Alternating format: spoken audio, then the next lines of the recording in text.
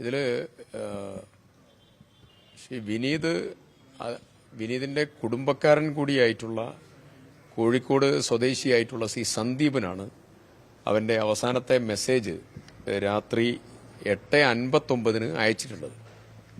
8:46 അവനൊരു മെസ്സേജ് അയച്ചിട്ടുണ്ട്. പക്ഷേ ആ മെസ്സേജ് അവൻ ഡിലീറ്റ് ചെയ്തു മരണത്തിന് തൊട്ട് മുമ്പ്. അപ്പോൾ ആ ഡിലീറ്റ് ചെയ്ത മെസ്സേജ് റിക്കവർ ചെയ്തെടുക്കാൻ പറ്റും.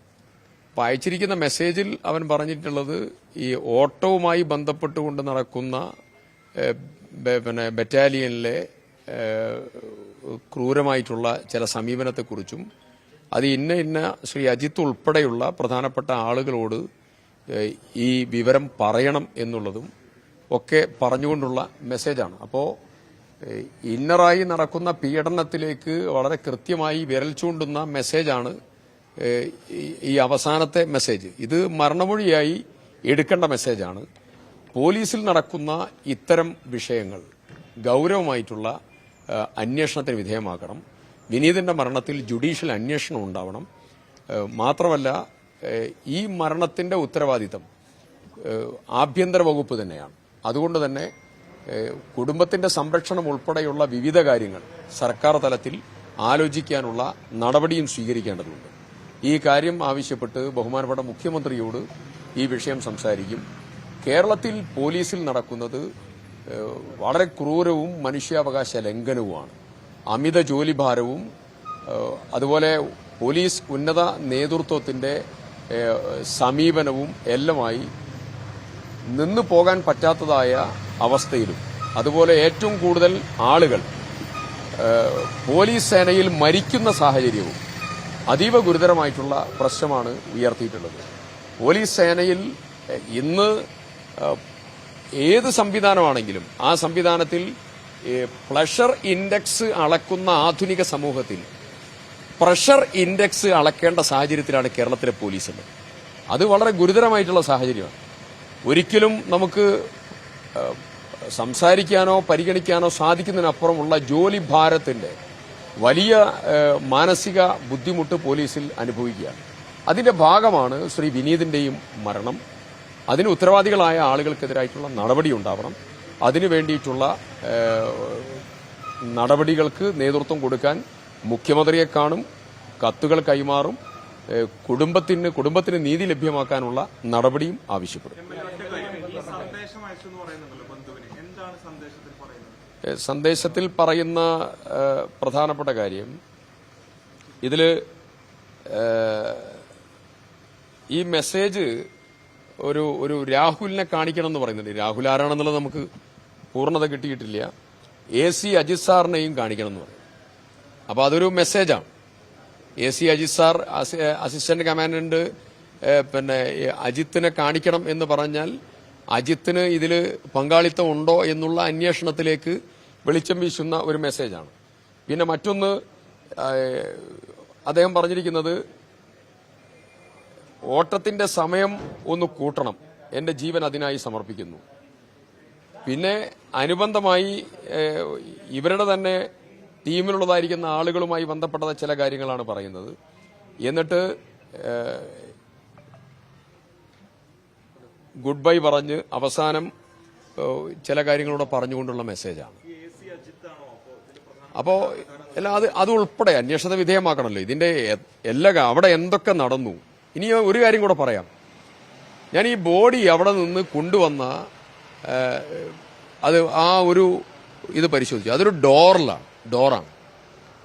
ഒരു പൊളിഞ്ഞ ഡോർ, ഒരു പൊളിഞ്ഞ ബാത്റൂം ഡോർ പോലെയുള്ള ഒരു ഡോറിന്റെ മേലെ വെച്ചാണ് ഈ വിനീതിന്റെ ബോഡി കൊണ്ടുവന്നിട്ടുള്ളത്. അപ്പോ ഒരു ക്യാമ്പിൽ, ഒരു പോലീസിന്റെ ഉന്നത ട്രെയിനിങ് നടക്കുന്ന ക്യാമ്പിൽ അനിവാര്യമായി ഉണ്ടാകേണ്ട പ്രൈമറി ഫെസിലിറ്റീസ് അവിടെ ഇല്ല എന്നുള്ളതാണ് ഇതിൽ നിന്ന് എനിക്ക് മനസ്സിലാവുന്ന ഒരു കാര്യം. ഒരു ഡോറിന്റെ പാളിയിൽ ഒരാളെ വെച്ച് കൊണ്ടുവരിക എന്ന് പറഞ്ഞാൽ എമർജൻസി ഫസ്റ്റ് എയ്ഡ് ട്രീറ്റ്മെന്റ് അവിടെ ഇല്ല, ഒരു മെഡിക്കൽ സ്ട്രക്ചർ പോലും അവിടെ ഇല്ല.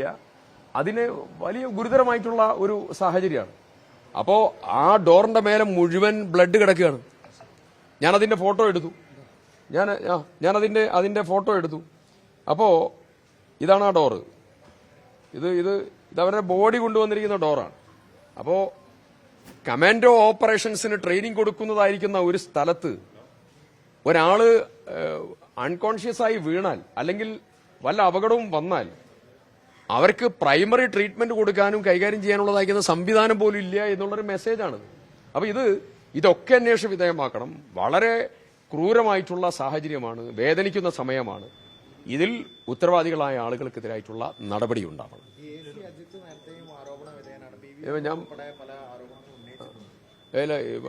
അതൊക്കെ ഞാൻ ഇതിലൊരു കാര്യം പറയാം. നേരത്തെ ഒരു ട്രൈബൽ പയ്യൻ ഈ ഓട്ടത്തിനിടയിൽ മരിച്ചു.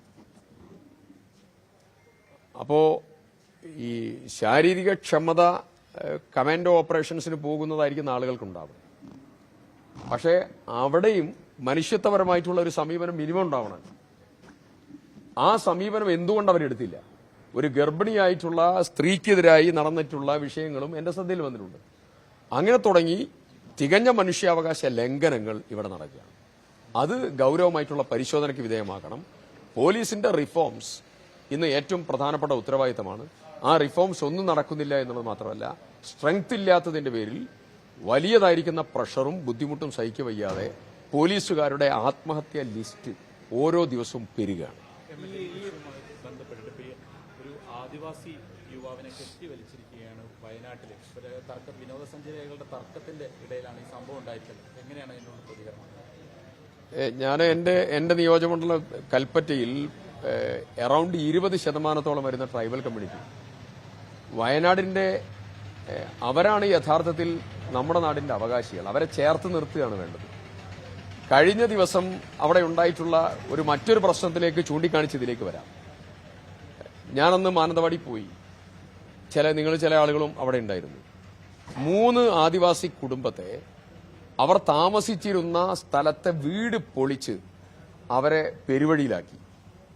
അങ്ങനെ ഞങ്ങൾ നേരെ അവിടെ പോയി ഫോറസ്റ്റ് സ്റ്റേഷനിൽ കുത്തിയിരിപ്പ് നടത്തി അവരെ ഫോറസ്റ്റ് ഡോർമെട്രിയിലേക്ക് അവരെ താമസം മാറ്റി ഭക്ഷണം ഉൾപ്പെടെ കൊടുക്കാനുള്ള നടപടികളെടുത്ത് അവിടുന്ന് തിരിച്ചു പോരുകയാണ് ചെയ്തത്. അപ്പോൾ ആദിവാസികളായിട്ടുള്ള പാവപ്പെട്ട ആളുകളുടെ വീടുകൾ പൊളിക്കാൻ ആരാണ് ഫോറസ്റ്റിന് അധികാരം കൊടുത്തത്? അപ്പോൾ ഈ നടപടി എടുത്തപ്പോൾ ഇതിന് നേതൃത്വം കൊടുത്തതായിരിക്കുന്ന ആളുകൾക്കെതിരായിട്ടുള്ള നടപടി സ്വീകരിക്കുന്ന പകരം ഫോറസ്റ്റ് ഡിപ്പാർട്ട്മെന്റ് ഒരു ന്യായീകരണ പത്രിക പിന്നീട് പുറത്തിറക്കി. അപ്പോ ന്യായീകരണം കണ്ടപ്പോ ഒരു കാര്യം മനസ്സിലായി. അവർ ചെയ്യുന്നത് മനുഷ്യത്വരഹിതമായിട്ടുള്ള മനുഷ്യാവകാശ ലംഘനങ്ങൾക്ക് കുടപിടിക്കുകയാണ് ഡിപ്പാർട്ട്മെന്റ് നടന്നത്. ഇപ്പോൾ നടന്നിട്ടുള്ളത് ബഹുമാന്യനായ കേളുവേട്ടന്റെ മണ്ഡലത്തിൽ മന്ത്രി ട്രൈബൽ ഡെവലപ്മെന്റ് മിനിസ്റ്ററുടെ മണ്ഡലത്തിലാണ് ഈ പ്രശ്നങ്ങൾ നടക്കുന്നത്. നേതൃത്വം കൊടുത്തത് അന്ന് ഫോറസ്റ്റ് ഡിപ്പാർട്ട്മെന്റാണ്, വയനാടിന്റെ ചുമതലയുള്ള മന്ത്രിയാണ്. ഈ സാഹചര്യം ഒരു പ്രശ്നം അന്ന് ഞങ്ങളൊക്കെ ഓടിയെത്തി ഈ പ്രശ്നം പൊതുമധ്യത്തിലേക്ക് കൊണ്ടുവന്നു. സർക്കാരിന്റെ ഗൗരവമായിട്ടുള്ള ഇടപെടൽ ആവശ്യമാണെന്ന് പറഞ്ഞു. മന്ത്രിയെ വിളിച്ചു. ഇന്നുണ്ടായിട്ടുള്ള സംഭവം ആദിവാസികളായ ആളുകളെ ഏത് രീതിയിലും മനുഷ്യാവകാശ ലംഘനത്തോടെ ക്രൂരമായി കൈകാര്യം ചെയ്യാം ഈ ഭരണത്തിന്റെ കീഴിൽ എന്നുള്ള മെസ്സേജാണ്. ഇത് വളരെ വേദനിക്കുന്ന ഒന്നാണ്. മധുവിന്റെ മരണം നമ്മുടെ മുമ്പിൽ വളരെ വൈകാരികത മുറ്റി നിന്നതായിട്ടുള്ള നിരാശനായി നിൽക്കുന്ന മധുവിന്റെ മുഖമുണ്ട്. സമാനമായിട്ടുള്ള സാഹചര്യമാണ് ഇപ്പോഴും ഉണ്ടായിട്ടുള്ളത്. ആദിവാസികളായിട്ടുള്ള ആളുകളെ വലിച്ചഴയ്ക്കാം, അവരുടെ വീട് പൊളിക്കാം, അവരെ ഏത് രീതിയിലും ട്രീറ്റ് ചെയ്യാം എന്നുള്ള സമീപനം ഒരിക്കലും അംഗീകരിക്കാൻ സാധിക്കുന്നതല്ല. പരിഷ്കൃത സമൂഹത്തിന് യോജിച്ചതല്ല. ഇതിന് ഉത്തരവാദികളായ ആളുകൾക്കെതിരെ കർക്കശമായിട്ടുള്ള നടപടിയെടുക്കണം. ഉണ്ടാകാൻ പാടില്ലാത്തതായിട്ടുള്ള ക്രൂരവും മനുഷ്യത്വരഹിതവുമായിട്ടുള്ള പ്രവർത്തനം ആദിവാസി സമൂഹത്തിനെതിരെ ഇപ്പോഴും നടന്നുകൊണ്ടിരിക്കുകയാണ് ഈ ഭരണത്തിൽ. ഞാൻ ഒരു കാര്യം പറയുന്നു, ഭരണമെന്ന് പറയുന്നത് ബോധപൂർവം രാഷ്ട്രീയം പറയല്ല. അന്നുണ്ടായത്, അതിനു മുമ്പുണ്ടായത്. എന്റെ നിയോജകമണ്ഡലത്തിൽ ഒരു ആദിവാസി സഹോദരനായിട്ടുള്ള വിശ്വനാഥൻ കോഴിക്കോട് ഗർഭിണിയായിട്ടുള്ള ഭാര്യ, ആ ഭാര്യയെ ട്രീറ്റ് ചെയ്യാൻ മേപ്പാടിയിലുള്ള ബാങ്ക് അക്കൗണ്ടിൽ നിന്ന് 10,000 രൂപ വിഡ്രോ ചെയ്ത് കോഴിക്കോട് മെഡിക്കൽ കോളേജ് ആശുപത്രിയിൽ ട്രീറ്റ് ചെയ്യാൻ പോയി. ആളുകളെ പരസ്യ വിചാരണ നടത്തി. ആളുകൾ ചോദിച്ചത്, നിന്റെ കയ്യിൽ എവിടുന്നാണ് പണം എന്നാണ്. ആദിവാസികളുടെ കയ്യിൽ പണം ഉണ്ടാവാൻ പറ്റില്ല. എന്താ ഈ സമൂഹത്തിലെ കുറച്ച് ആളുകളുടെ ചിന്ത എന്താ? എന്നിട്ട് ആ പയ്യനെ പരസ്യ വിചാരണ ചെയ്തു, അവനെ വിശ്വനാഥനെ. അവസാനം ദീർഘകാലത്തെ ഇടവേളയ്ക്ക് ശേഷം പിറന്ന കുഞ്ഞിന്റെ മുഖം പോലും കാണാൻ സാധിക്കാതെ ആ പയ്യൻ ആത്മഹത്യ ചെയ്തു. വിശ്വനാഥൻ. ഒരാൾക്കെതിരെ ഈ ഗവൺമെന്റ് നടപടിയെടുത്തു, ഒരാൾക്കെതിരെ നടപടിയെടുത്തില്ല. നടപടിയെടുക്കില്ല ഇവർ. ഈ ഗവൺമെന്റ് കീഴിൽ ആദിവാസി സമൂഹത്തിനെതിരായിട്ടുള്ള ക്രൂരത വർദ്ധിക്കുന്നു, മനുഷ്യാവകാശ ലംഘനം വർദ്ധിക്കുന്നു, ഒരു നടപടിയും ഉണ്ടാകുന്നില്ല. ഈ പ്രശ്നം ഗൌരവമായി അസംബ്ലിയിൽ ഉൾപ്പെടെ മനുഷ്യാവകാശ കമ്മീഷന്റെ മുൻപിൽ ഉൾപ്പെടെ നിയമ നടപടി ഉൾപ്പെടെ ഇതിലാലോചിക്കും.